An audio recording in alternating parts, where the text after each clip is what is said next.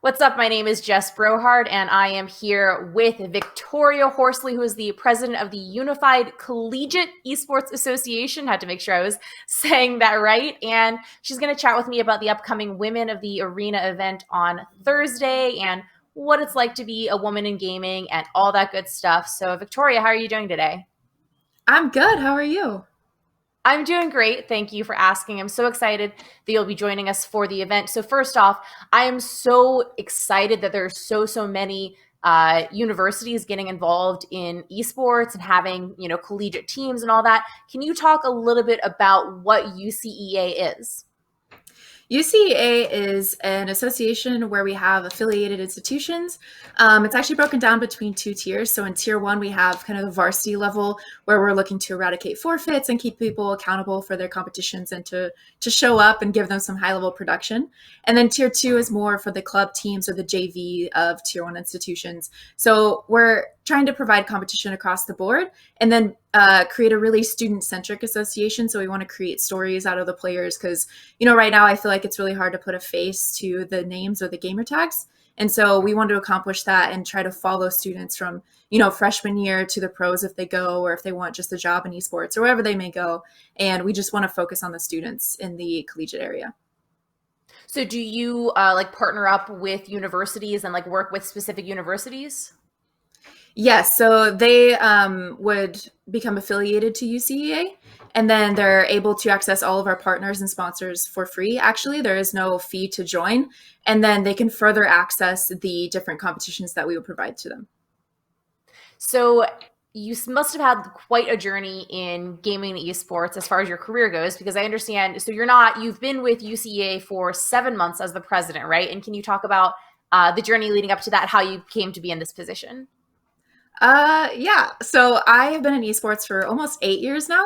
I before that I worked as a manager for the NFL for Super Bowl 51, and then for the NCAA Men's Final Oh, Four. I did like events wow. for traditional sports, and then I realized that it wasn't really the place for me. So I followed my passion that I've had forever, ever since Ocarina of Time on the 64 and Kingdom Hearts and all of those different kind of solo games. But I really followed my passion for gaming, got into competitive with Rainbow Six Siege, and then I actually coached a couple of PUBG teams, which we actually went out to the CyberPower PC tournament, if you're familiar with that, out in Mhm. LA. So it's been really exciting. So I just followed that journey, and it took me to management of different esports organizations. And then I got into amateur and collegiate about 3.5 years ago. That is so cool. And it's so fascinating to me that you worked in kind of traditional sports before you got into esports. And that's obviously another field where there aren't a whole lot of women represented. So, what are some of the things that you found to be different between being a woman in sports versus being a woman in esports? Um, I think the overall theme is it's kind of hard to be taken seriously in either one of them, is a lot of the things that I've been running into. But I think since esports is so new, it's a lot easier to say, kind of put your foot down and say, I'm not going to stand for this, because it's not as set in the ways, I would say, as traditional sports. So in esports, I think we have a new opportunity to say, hey, I'm here. I see a lot of women at like management level, just kind of running things and organizing things, and that's where I see the most women at the current time. But I hope that over the next few years, when it comes to creating safer spaces for competition and a lot of different aspects, I think we'll see women kind of broaden their spectrum in esports as it grows, which is extremely fast, which is good, and I think that that's going to help with the progression of women and minorities in esports.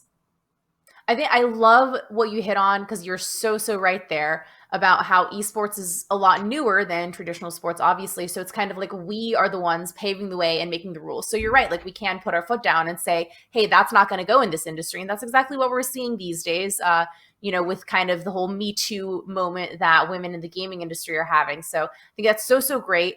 What are some other things that you think women like you and I could do to make this an industry that other women would want to join?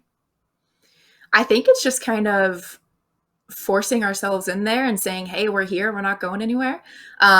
We're smart too. You know what I mean? I think it's just putting ourselves out there and being able to stand up and say I believe in myself and I can do this. I think it's going to build a lot as women start to gain confidence in the space, because I know that that is an issue. You kind of brought up the whole Me Too movements, and while that's extremely unfortunate, I'm so proud of the people who are speaking up. And I think that I touched a little bit on the safe space and competitive. You hear all these stories, and I know I've personally experienced it, of just trying to play a game, and as soon as you get on voice comms, it's a whole new world. So I think as we start to eradicate that kind of behavior and stop normalizing that kind of behavior, it expands the safe space, which will provide, that confidence in women saying, I can do this. I know that I'm here. I love gaming and I want to be here. And it's just taking that stance of we're not moving. So yeah, I think it's just really important that we all kind of band together and make sure it's important and that it's known that we love gaming too. Yeah, I think you're so right about a lot of things there. And especially because when you talked about like using voice comms in game, like I know so many other women like myself that we pretty much almost have this like blanket rule of like, well, I don't really use voice comms unless it's with my friends because you just know, but it sucks because I know it's kind of a chicken and egg scenario where if I'm not the first one to speak up and to kind of normalize hearing women's voices in games, then who will be, right? But up until that point, it's so difficult because I know that every time I get on voice comms, somebody on my team is going to make a comment about it. It's pretty rare that I have a match where somebody doesn't at least comment on it. Sometimes it's not even necessarily anything bad. It's kind of innocuous. It's just like, oh, are you a girl? And then it won't be talked about again. But the fact that it's even called out like that to me still feels like they're kind of othering me and it doesn't feel good, it feels really uncomfortable. So for me, that's one of the big reasons why I'm so excited to do events like Women with eRena on Thursday, because it's, I know there's going to be none of that.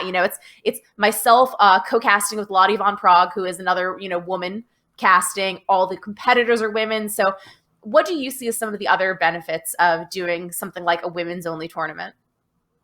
I think it just raises awareness, because I know, just in my experience in collegiate, I get a lot of coaches that ask me, like, do women even want to play? And so it's not so much as an issue with saying that people are sexist or anything that extreme. A lot of it is an issue of just saying people just don't know. They grew up playing Call of Duty with their guy friends and they just don't really realize that it's a thing.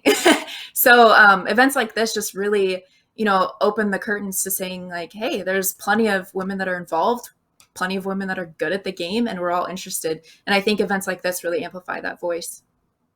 Yeah, and I like also what you really said about they don't know, they think that women just don't want to play, or that women themselves don't know like that they would want to compete in something like this. They don't really see it as something that is like viable for them to do.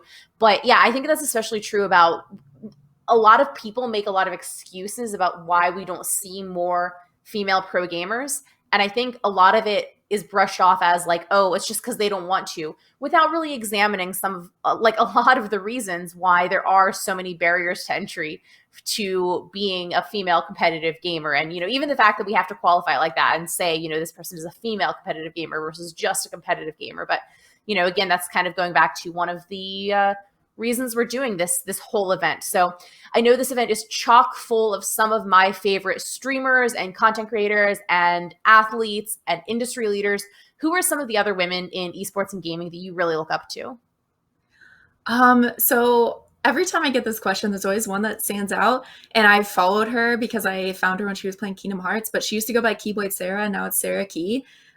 She's a Twitch streamer and she just plays, like the Kingdom Hearts series, and she loves it probably as much as I do.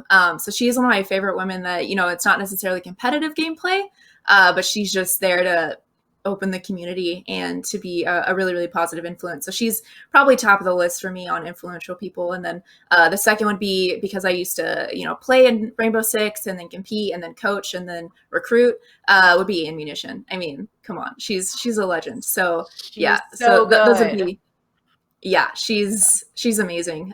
So those would be probably my top two, just most influential and people that I really look up to in the esports space. Nice. Is there anything else that we didn't touch on that you really want people to know about you or your career or UCEA or anything like that? Um, Really, I'm just here to do what I can to try to make collegiate and esports as a whole a better place. I'm trying to follow a little more of the empathetic path and trying to realize that these are all humans behind a screen and take away some of the anonymous aspect of it and trying to put some faces to names and really build upon stories and who people are. And so that's been my focus, and trying to bring opportunities to most people as I possibly can. And I think events like this are really going to help open it up to women in particular. So I'm really excited to be a part of it. That's a really nice way to put it. So thank you so much for your time here. You guys can catch Victoria competing in the Women of the eRena event this Thursday at 4:30 p.m. Eastern. That's going to be broadcast over at twitch.tv/ESPN Esports. So we'll see you then.